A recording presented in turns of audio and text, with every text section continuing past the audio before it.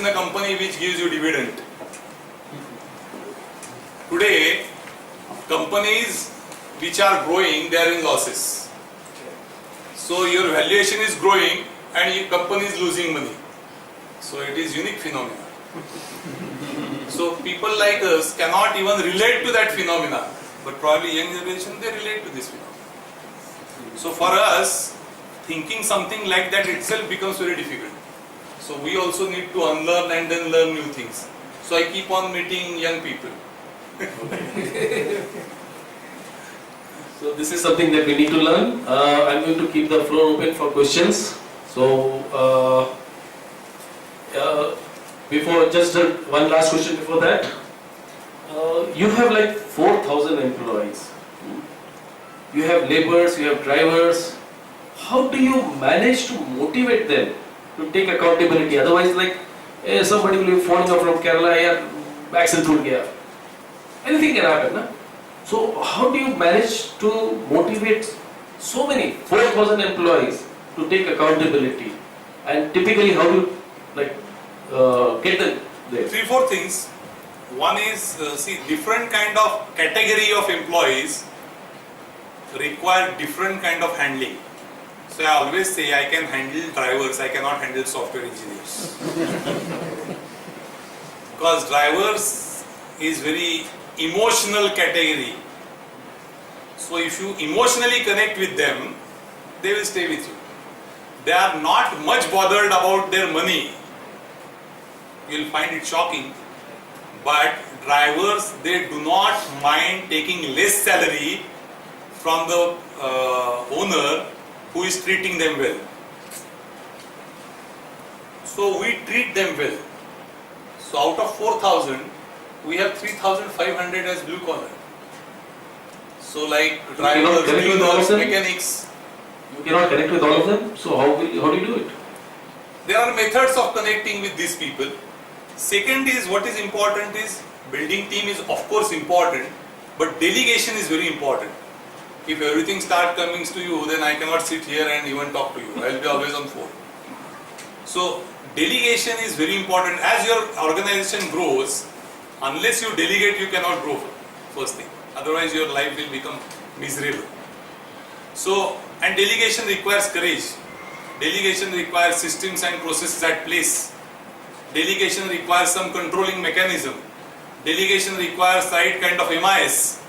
So delegation is very important. So you build your organization in such a fashion with systems and processes and even utilization of technology that you stay connected to your people. At the same time, you don't actually control them. So however large is the number, now with technology you can connect with anybody. So we have get-togethers, we have what we call it melas. So whenever I go to those places, I try to meet as many people as possible. So they come and tell their problems, and we don't have any union as yet. That's fantastic. Yes.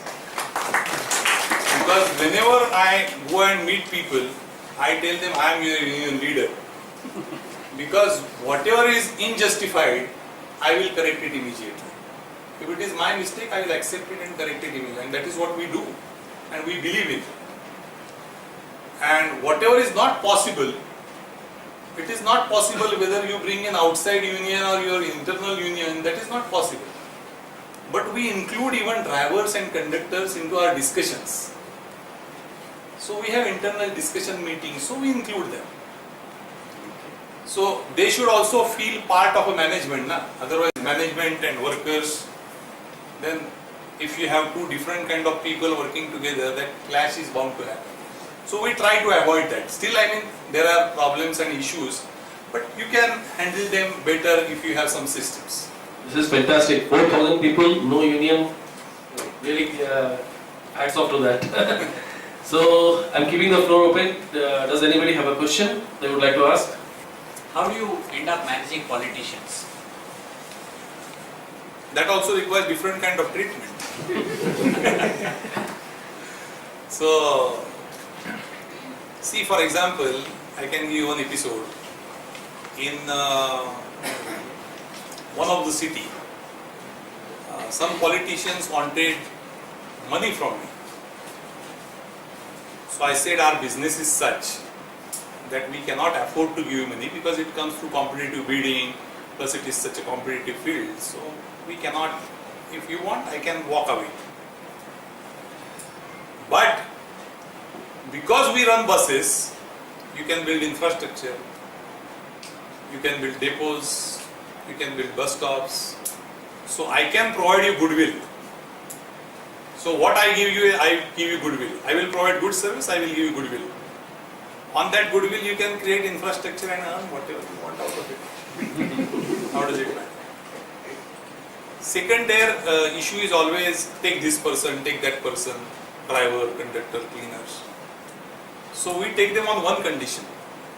We also want people. So whatever people you send, we will take them. But if we throw them out, please don't come to me. If you are coming to me after throwing them out, then I am out of your city. Then you run your system and I am out. But we have good and bad experiences both. But at certain level you need to draw that line. And otherwise we have even walked out of city. So there are ways to handle it. How do you manage interpersonal relations in the family? Like you said, it's a multi-generation empire. So you are already the third generation.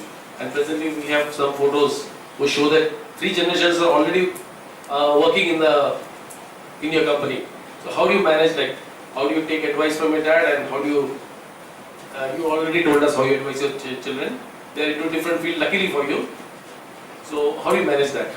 Two things. One is we always respect our elders. So that is how we have got up. So second is in our how we could stay 24 people together. So we respect individuality, we respect freedom.